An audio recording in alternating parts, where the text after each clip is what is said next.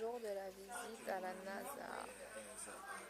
On attend juste après le petit déjeuner.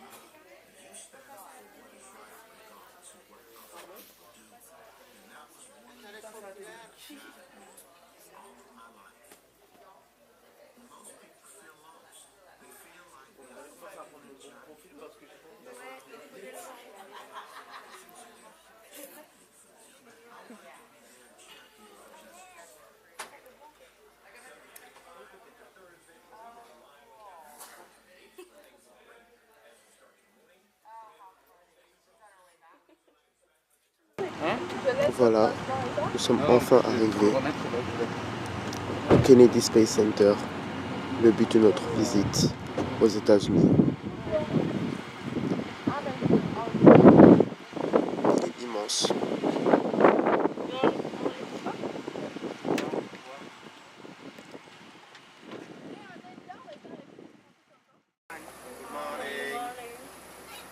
This is Rich.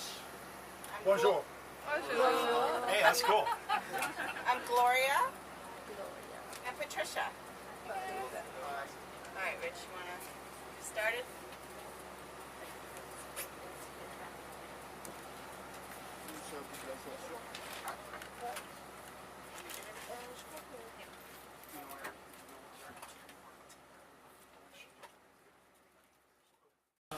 How many of you are English speakers? You speak English? You understand? Yes. Okay.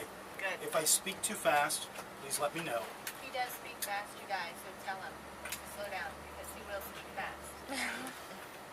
If you have any questions, please raise your hand and ask. Remember, there's no such thing as a dumb or a silly question. Yes. The question is an interrogative statement designed to gather information, and that's what we're going to try to do out here. If that's 6 feet across, then yes. I don't know. If this is 8 feet across, then yes. Yeah, maybe. So this is a portion of what you see painted up there. Same size. Ah, ok, c'est la même taille. Tu sais, Abidi, qu'est-ce qu'il vient de dire? C'est la même étoiles, taille. elles ont la même taille que les petites trucs là-haut. Ah bon? On dirait pas, hein? On dirait pas. Les étoiles là, c'est la même taille que là-bas. Oui. Les étoiles. So if you want a really cool place to watch a rocket launch, it's from on top of here. It's 210 meters up. It's great. Oh yeah, you can't. I can't. Yeah.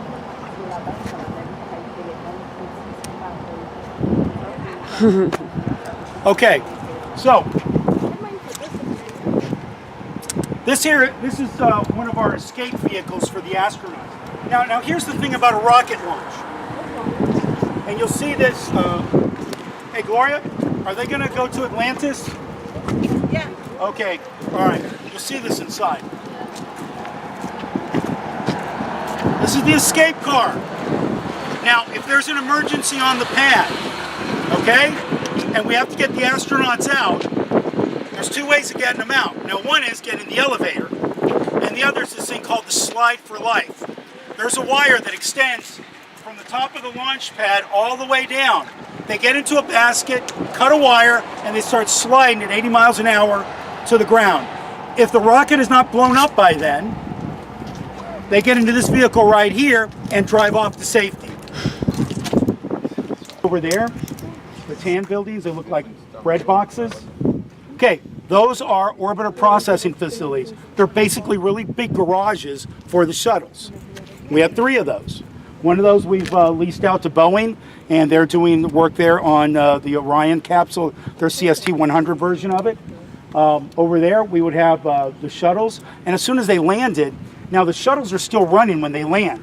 So the astronauts get out, and there's a crew that goes in until the shuttle can be safed. And that means that all of the chemicals are switched off, there's no gases leaking, everything else is good. And it's a very long process to get them back inside here. And then hundreds of technicians, engineers, scientists would get back to work, getting their manuals out, and doing what they're supposed to do, which is, you know, read the directions, do the work. And the turnaround time was about 60, 75 days from the time they landed till the shuttle was ready for its next mission. 60, you said 60? 60 to 75 days, depending on what's needed for the next mission. Think of it this way. You drive your car home tonight, and you put it in the garage, and then you take it completely apart. You take the engine out, you take the wheels off, you take the electronics out, and you rework them to make sure everything's going to work perfect every time for your next drive tomorrow morning. And that's what we did out here. Also, the shuttle has different size engines. So depending on how heavy the payload you were going to lift on your next mission would determine which engines you put in there. Payload, c'est la charge. D'accord, c'est la charge utile. So that's what those garages were for right there. And then we have other facilities that would hold nothing but engines, nothing but landing gear struts. So we had a full working set of garages out here for our remaining shuttles. Can you tell me something about your job? Can you describe your job for me? My job? Yeah. So these days I work in the education office. I do integration, basically. So we've got 3 very distinct groups. Yes. And sometimes, you know, when you're in your group, you just kind of get... So I make sure everybody understands what everybody else is doing. Okay. Kind of keep everybody on the same... That's what I do. So you work in team with Gloria and... With Gloria and Rich, yes. Okay. And you are a lot of visitors? No, we're in the headquarters building. The 3 of us work for NASA. Okay.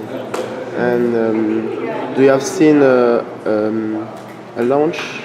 Oh my goodness, yes. It's can you describe? It's very wonderful. There aren't really words. You know, you've seen a launch. Yeah. I grew up in this area, so since I was a child, and my dad worked out here as well. Oh, okay. So it's been a part of my growing up. And then when It's I your legacy. started to work out here, a little bit, yeah. When I started to work out here, I worked in the shuttle directorate, so I worked for the shuttles. And I worked for the astronauts' families. So I would take care of the families when they would come. Okay. Thank you. Yeah, you're welcome. Some of them are where we landed on. Really active ones right now. We have a large SLS up here. So,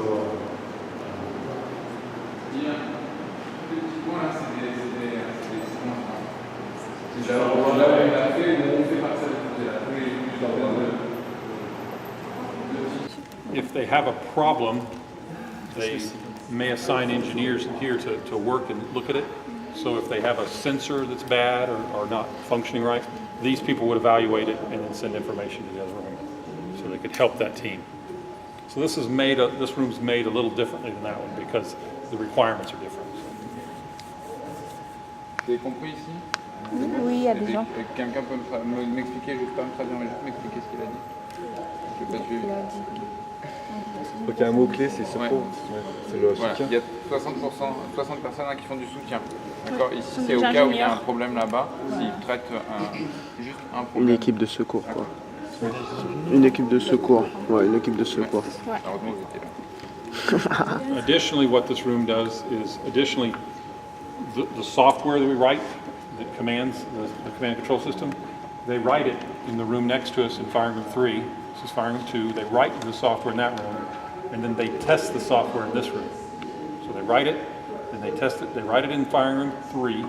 The team writes it. They test it in here, and then they load it and they use it in Firing Room 1, and then on launch day they use it in here as well. C'est bon encore? Oui. Ouais. Là-bas, ils écrivent le programme, ici le test. Et après, ils le lancent. Voilà. Et là-bas, ils l'utilisent.